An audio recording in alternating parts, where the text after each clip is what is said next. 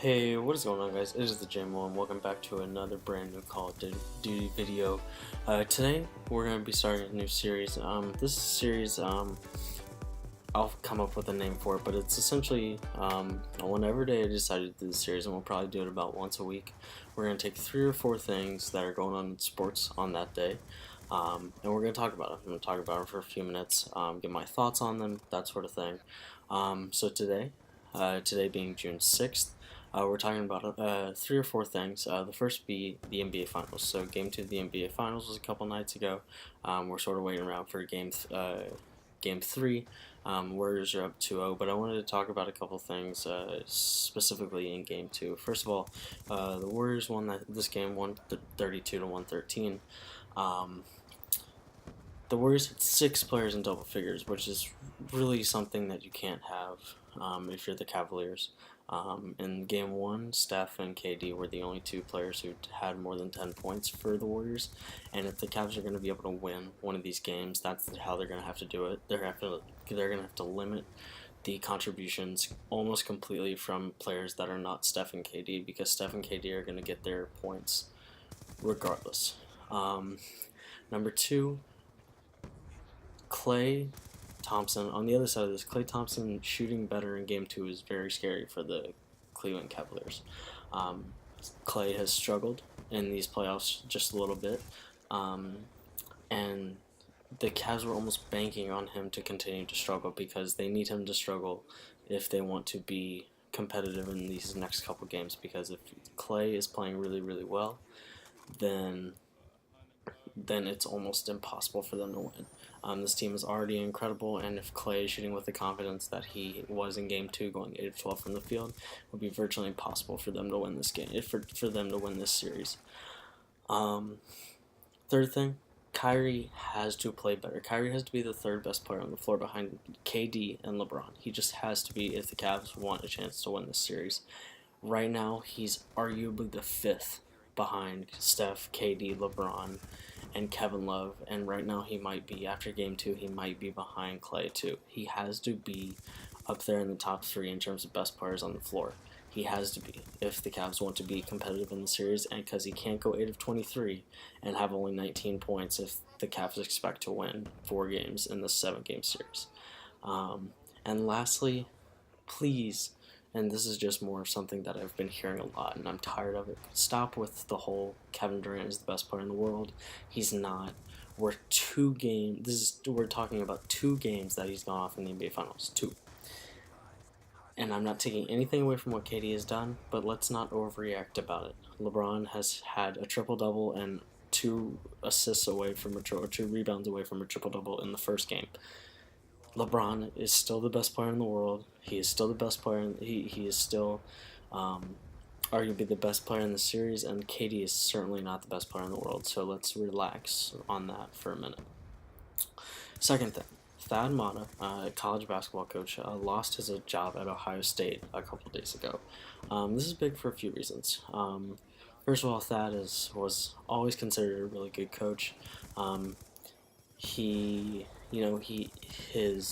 health really derailed his career in 2007. He had a botched back surgery, and it really took a toll on him, and he lost the ability to use his left foot, and that pain has really just been carried with him since the surgery in 2007.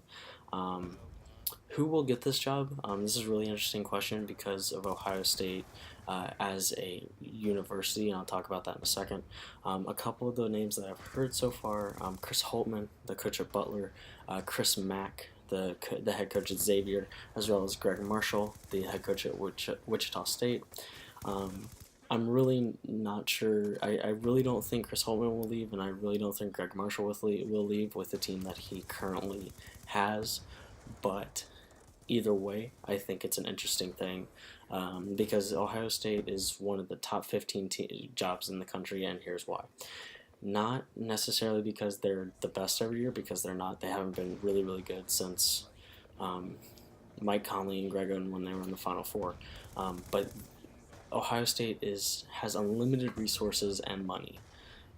You will never be told by by the Ohio State athletic department that there's no money for what you want to do. There's not enough money for what you want to do, whether it's going on a recruiting trip or paying the money to get into summer AAU events. It just won't happen. And secondly, Ohio State's a football school. First and foremost, Ohio State is a football school, and that takes some of the pressure off of whoever the head coach is of that basketball team, because he can be a little bit under the radar in terms of Ohio State fans. And once football season ends, if they're good, then they'll pay attention, they'll be excited about it, and if not, it's really not that big a deal. So they're more worried about what Urban Meyer is doing, not about what the head coach is doing, which I think can be important for a new coach. Third, there is another finals going on right now, the Stanley Cup finals between the Nashville Predators and the Pittsburgh Penguins. The Predators tied the series up at 2 last night, winning 4-1 in Nashville and winning both games in Nashville. So the series is not over. It's a 3-game series now. The Predators will have to win in Pittsburgh, which is a tall task. But in any series, series in professional sports, the series is not over until someone loses at home. So the Predators are still in good position. They will have to find a way to win in Pittsburgh, but right now they are doing about as well as anyone could.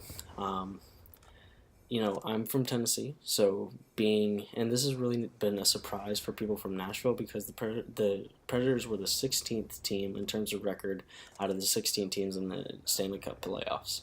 So this is kind of unexpected, and to see a city get behind it the way Nashville has and to be so excited about it, it's cool to see.